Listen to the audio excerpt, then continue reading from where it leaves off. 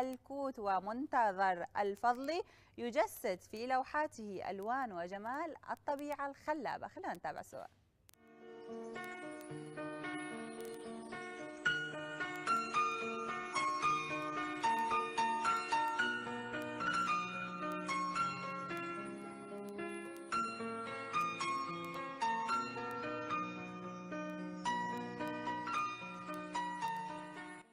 بأنامله التي داعبت الألوان وسطوح الأوراق، جسد الرسام الشاب منتظر الفضلي هذه اللوحات الفنية الجميلة. منتظر من مواليد الكوت عام 1990.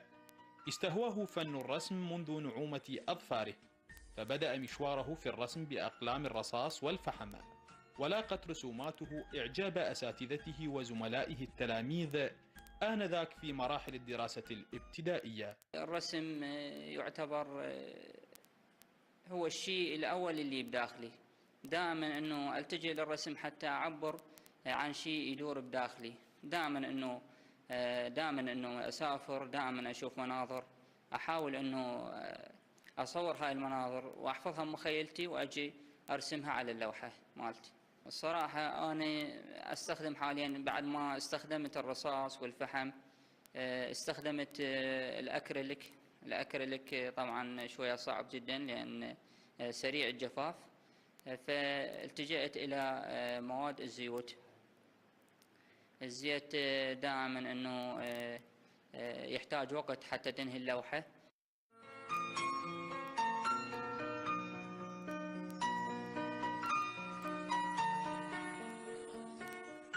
الرسام منتظر تأثر بفنانين كبار، لا سيما الفنان الأمريكي بوب روس، فكرس جل جهده ليرسم لنا هذه اللوحات التي تمثل أروع وأجمل صور الطبيعة بمنظرها الخلاب الذي يسر الناظرين. الصراحة رسامين هواي، بس الرسام الأول اللي تأثرت به هو الرسام الأمريكي العالمي بوب روس، اللي دائما كان يرسم لوحات رائعة جدا. اشتهر برنامج The Joy of the Painting على قناة BBC الأمريكية، مشاهداته على اليوتيوب. الحمد لله دائما أنه قمت أرسم لوحاته وتأثرت به، والحمد لله وصلت مرحلة مقبولة بهذا المجال. من خلال هذا شفت أن اللوحة تتأخر عندي من خلال متابعتي للرسام الأمريكي بوب روس. بوب روز استخدم تقنية هي تقنية الويت أون ويت، اللي هي تعني الرطب على رطب. شاهدنا الكثير من اللوحات الفنية اللي راسمها أنت بأناملك، أكيد أنه واحدة من اللوحات أنت تأثرت بها ومستعز بها. ممكن توصف لنا اللوحة من بين هذه اللوحات؟ نعم أستاذ عباس، طبعا اللوحات اللي رسمتها هواي، وأنا دائما أنه أهدي لوحات، لكن هاي اللوحة جدا عزيزة علي. شاهد هاي اللوحة اللي خلفك، اللي هي تعتبر رسمة بيوم ثلجي. تلاحظ وجود الشمس والسماء، موجود أيضا الأشجار، وأيضا انعكاس وجود الثلوج على هاي اللوحة. منتظر له طموح كبير لبناء مستقبله، ويهدف إلى تحقيق رسالة إنسانية إلى جانب عمله في مجال الفن، من خلال مشاركته في العديد من الحملات الطوعية لمساعدة العوائل المتعففة والفقيرة. ممكن تحدثنا عن أعمالك الطوعية لمساعدة الفقراء والمحتاجين وغيرها الكثير من الأمور؟